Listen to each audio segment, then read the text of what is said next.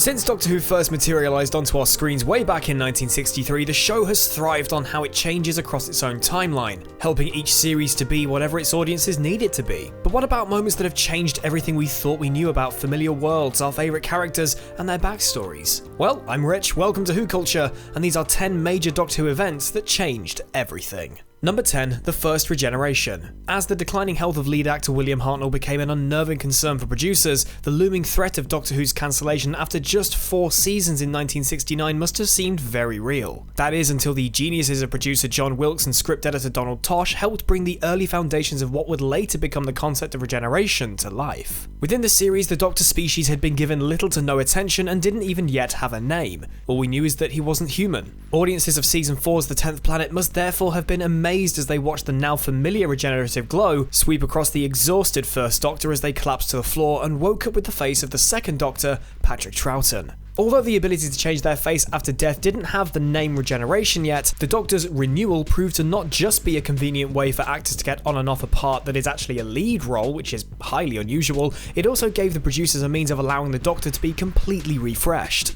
Number 9, the introduction of the Time Lords. Now in their second body, the audiences of the 1960s had finally adjusted to the Second Doctor and had followed them across daring new adventures with faithful Jamie and Zoe. Things are looking peachy for intergalactic wrong writers until they faced the Warlord in 1969's The War Games, and the secrets of the Doctor's people finally began to unravel. The episode gives us many firsts for the series, with not only the first full appearance of the Doctor species besides a few renegades like the Monk and the Warlord, but we are finally given a name, the Time Lords.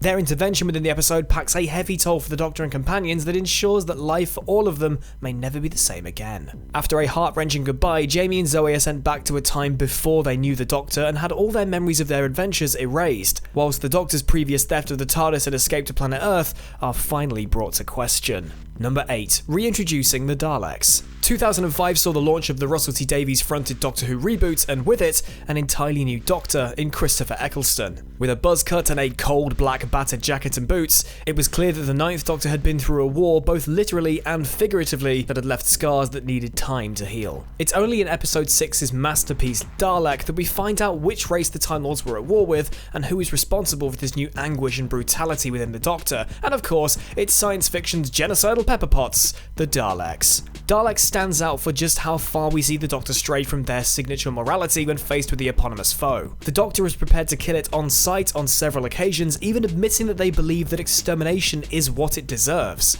They're still polar opposites of each other's ways of life, but they're now so painfully the same, both tormented by knowing they're alone in the universe. The Doctor coming face to face with the enemy they'd sacrificed their entire species to destroy not only devastates them in realising the Daleks may not be as utterly dead as we believed, but also gives the character relationships greater depth and consequence than we'd ever seen before. Number 7, the War Doctor. Just when you think you know everything there is to know about the many lives of the Doctor, Moffat throws in a curveball. As the 11th Doctor rescues Clara from his time stream in Series 7's The Name of the Doctor, they are confronted with their darkest and most successfully repressed secret of them all. The Doctor had a secret incarnation. No, not that one. In between the 8th Doctor and the 9th Doctor, a secret iteration known only as the War Doctor was revealed to have been the one who fought in the Time War and betrayed everything that the name The Doctor stood for. This revelation not only tainted the action figure shelves of every Whovian that believed they had the complete lineup, but pulled the curtain on an entire era of our protagonist's life that we'd never known about, and showed a side of the Doctor that they themselves despised the most. Although they eventually get their hero's redemption at the end of the Day of the Doctor,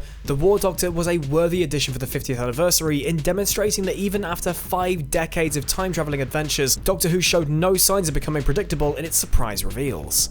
Number 6, destroying Skaro. When it comes to incarnations whose very screen presence ooze with darkness and manipulation, the 7th Doctor is the real McCoy. Gone were the days when the Doctor would hesitate when resorting to genocide in order to save countless lives from the threat of the Daleks. The 7th Doctor, when given the chance to destroy the Dalek homeworld using a Time Lord supernova device known as the Hand of Omega in 1988's Remembrance of the Daleks, he didn't flinch when he let it completely obliterate Skaro's sun, resulting in the destruction of Skaro and the Dalek mothership containing Davros. Brackets, supposedly. Let's not forget that destroying Skaro's sun meant destroying all vegetation, animal life, and all the other inhabitants of Skaro's solar system with it. Attempting to eradicate your mortal enemies from the universe comes at a cost, and this cost is one that the 7th Doctor doesn't seem too guilt-riddled to pay. This act alone is one of the most destructive in the entire series, undeniably a huge factor in the escalation of the Time War. The destruction of Skaro impacts the Doctor-Dalek relationship horrendously, and it's no coincidence that the next time we see them facing off again, it's as two bitterly war-torn survivors.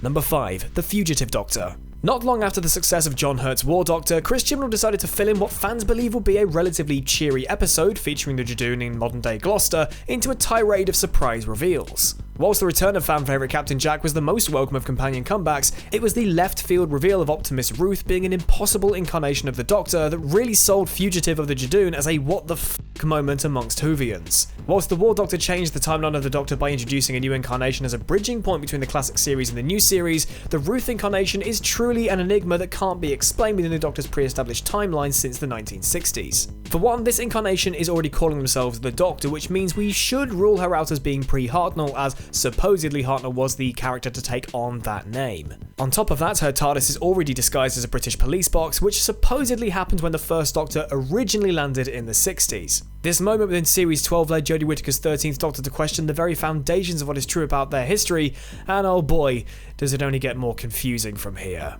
Number 4. The Genesis of the Daleks. Maybe that whole non-interference policy was something the Time Lords should have stuck to a little harder. 1975's legendary Genesis of the Daleks takes the Doctor back to the creation of the Daleks and attempts to force him to alter pre-established history. A law of time travel that we've constantly been told is a big bad thing to do. It's no surprise then that this mission from the Time Lords backfires horribly in the wider scope of events, with the Doctor finding themselves unable to prevent the Daleks' creation when given the chance. Not only that, he's eventually brought before the Daleks' creator Davros and tortured into revealing all the key defeats of the Daleks' futures so that these faults in their ways could be corrected. In doing so, the Doctor is forced to reveal why they travel back to this point and tips the Daleks off about the Time Lords and their failed plans to assassinate them. Russell T Davies himself has pinpointed this episode as the first act of the Time War, and speaking of which, number 3, The Last Great Time War. An event that has been foreboding since all the way back in 1975, the importance of the Last Great Time War can't even begin to be understated within the universe of Doctor Who. As a contextual placeholder for the wilderness years between the classic and new series, it saw the Doctor return to television screens as a shadow of their previous Victorian gentleman caricature. The Ninth Doctor was clearly more accustomed to the grislier truths of the universe, sitting back mercilessly as villains such as Cassandra, the Slitheen and the Jagrafess were ruthlessly torn apart. Whilst there was still the same Time Lord at their core, Series 1 explored the impact that being around the human race once again, especially Rose Tyler, would have in bringing back the values of who the Doctor is. Throughout the series and even later episodes in the run, countless civilizations and races are shown to have been victims of this war, with the very name Time War implying that it could have been waged across time itself for an infinitely long time. It was responsible for the downfall of the Time Lords themselves, a race who we'd always assumed was so powerful and skilled in cheating death that it would be near to impossible to keep them down for good. It's a boast to show just how devastating this war was for the Whoniverse that even up to the 50th anniversary of the programme, we were still seeing the ramifications and emotional scars that the war left, gripping to those who survived it. Number 2. Saving Gallifrey. The aforementioned 50th anniversary special revisited the Doctor's post-war grief over the death of their species and forced them to face the consequences of their actions through meeting the War Doctor. However, showrunner and writer Stephen Moffat decided to pull a characteristically clever cat out of his bag and provided fans with a scenario we'd never thought would see the day.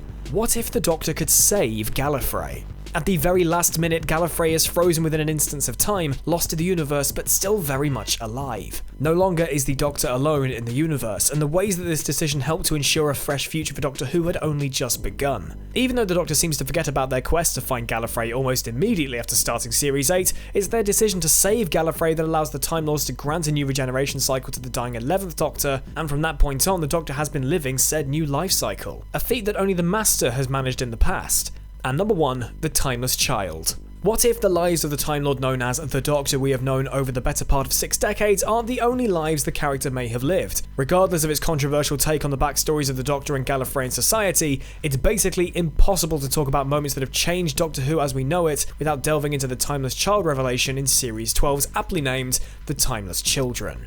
Upon journeying to a destroyed Gallifrey and being harnessed into the Time Lord Matrix, the Master proceeds to show the Doctor just as much knowledge as there is about their ambiguous past. We discover that not only was the first incarnation not William Hartnell, we actually have no idea how many lives they may have lived. To top all this off, the Doctor may not have been a Time Lord themselves, having believed to have been vomited through a rift from another universe, and having their unique regenerative powers extrapolated and implanted into the DNA of early Gallifreyans. Although they are, in essence, the foundations of Time Lord society and eventually became the Doctor that we recognised, there is now a gap in their character the size of a star whale that is left to be explored. Whether we get any actual closure on this in Series 13 is yet to be seen, and you never know, it might just be retconned. Perhaps the 13th Doctor will just wake up fresh after Twice Upon a Time regenerated in a TARDIS, realising the entire Chibnall era was a dream, and someone different is actually at the helm for the show for Jodie. Oh, what could have been? And that is my list. Are there any major Doctor Who moments you wish you could retcon yourself? Let me know in the comment section down below. Don't forget to subscribe to WhoCulture if you haven't already, and I've been Rich. You can follow me on Twitter at PickupChangeToe and on Twitch at RichIsLive. Thank you very much for watching, take care of yourselves, I'll see you soon.